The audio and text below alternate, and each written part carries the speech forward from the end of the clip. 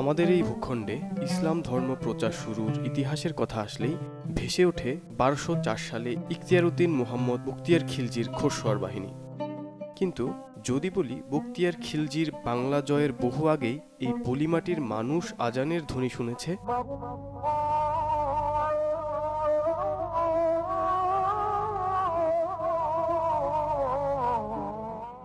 হ্যাঁ, কোনো রক্তপাত ছাড়াই শুধুমাত্র ভালোবাসায় এই অঞ্চলে ইসলামের আলো ছড়িয়েছিলেন অনেক সুফি সাধক।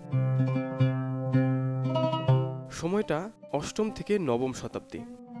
চট্টগ্রাম বন্দর, যা তৎকালীন আরব নাবিকদের কাছে সাদিকুন বা সমন্দর নামে পরিচিত ছিল, সেখানে নিয়মিতই ভিড়ত আরব বণিকদের জাহাজ। উত্তাল সমুদ্র পাড়ি দিয়ে বণিকরা শুধু পণ্যই আনতেন না, এক নতুন জীবন ব্যবস্থার কথা ও সততার বাণীও শোনাতেন তারা। লেনদেনে তাদের সততা ও আচরণের সৌন্দর্য স্থানীয়দের প্রভাবিত করে। লালমনিরহাটের ঘন জঙ্গল থেকে উদ্ধার হওয়া হারানো মসজিদের ধ্বংসাবশেষ কিংবা পাহাড়পুরে পাওয়া আব্বাসীয় আমলের মুদ্রা এই অঞ্চলে ইসলামের এক নীরব ইতিহাসের সাক্ষী। রাজারা আসেন রাজ্য জয় করতে, কিন্তু সুফিরা এসেছিলেন মানুষের মন জয় করতে। হজরত শাহজালাল, শাহপরাণ কিংবা খান জাহান আলী যখন এদেশে এলেন, এখানকার সমাজ ছিল তখন জাত প্রথার কঠোর শৃঙ্খলে বন্দী। নিম্ন বর্ণের মানুষের মন্দিরে ঢোকার অধিকার ছিল না, কিন্তু সুফি দরবেশরা শোনালেন সাম্যের বাণী।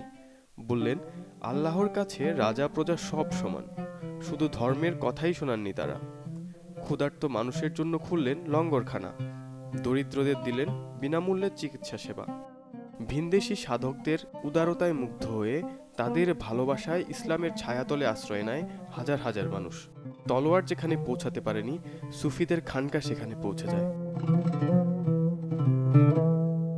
সুফিরা ইসলামের মূল শিক্ষা এবং স্থানীয় ঐতিহ্যের মধ্যে সেতুবন্ধন স্থাপন করেছিলেন, যা লোকজ সংস্কৃতির সঙ্গে ইসলামের এক অনন্য সংমিশ্রণ ঘটিয়েছিল। ফলে স্থানীয়রা সহজেই সুফিদের দ্বারা প্রভাবিত হন। ইসলামের আলো ছড়িয়ে পড়ে সব ধর্ম, বর্ণ, গোত্র ও সমাজে।